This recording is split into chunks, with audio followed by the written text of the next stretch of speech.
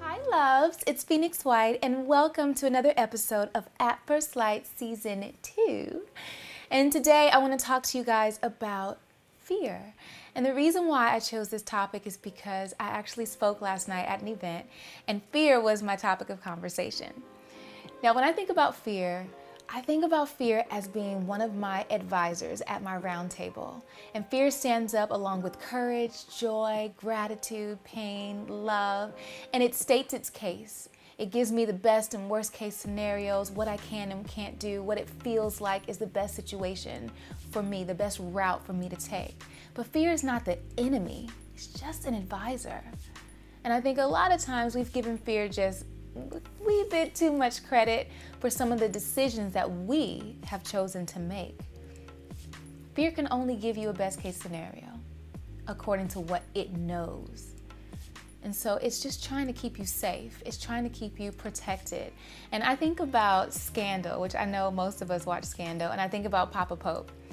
Papa Pope runs crazy throughout the town, killing people, doing all kind of just random stuff, stopping everybody in its way. You can't do this, you can't do that.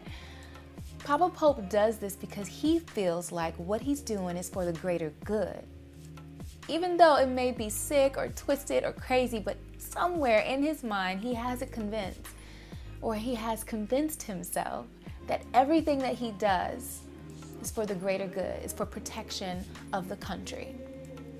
So that's how I think about fear. It's kind of like Papa Pope. At the end of the day, Papa Pope had way too much power. So he got out of control. So with fear, it's not the same thing.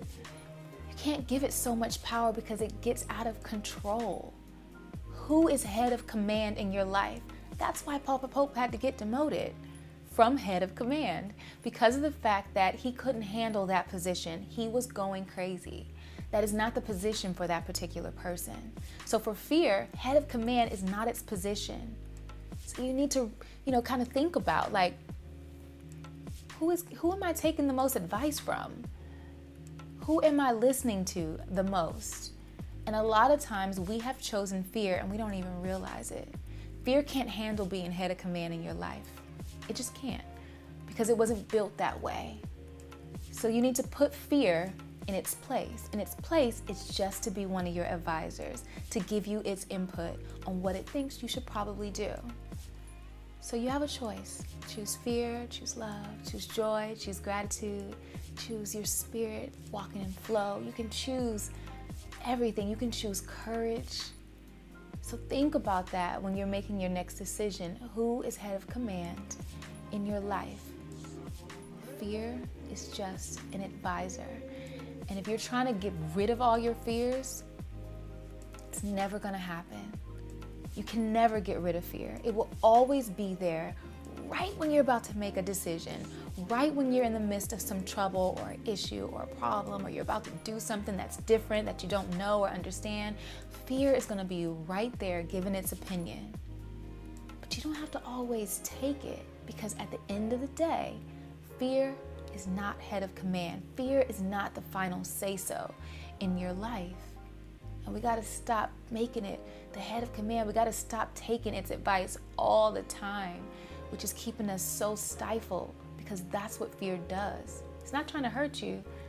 It's trying to help you based on what it knows. So at the end of the day, make the right choices for you, but weigh out your options.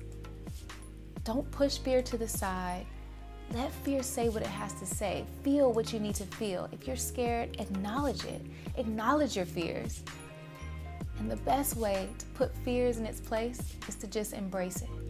Embrace your fears, acknowledge them, and then you'll be able to make a conscious, clear decision on what choice you should make in your life. All right? So that's another episode of At First Light, and I hope you guys have an amazing week, and I'll talk to you later. Bye.